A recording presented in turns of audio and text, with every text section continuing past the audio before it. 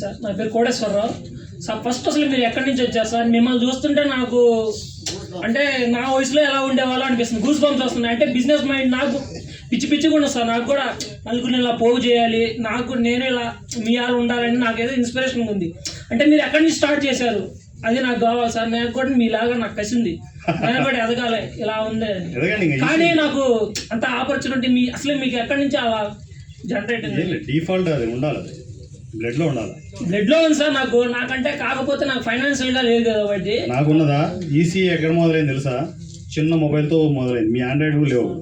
చిన్న మొబైల్తో 3500, ఇప్పుడు కూడా నాకు గుర్తుంది, 3500 మొబైల్తో స్టార్ట్ అయ్యింది.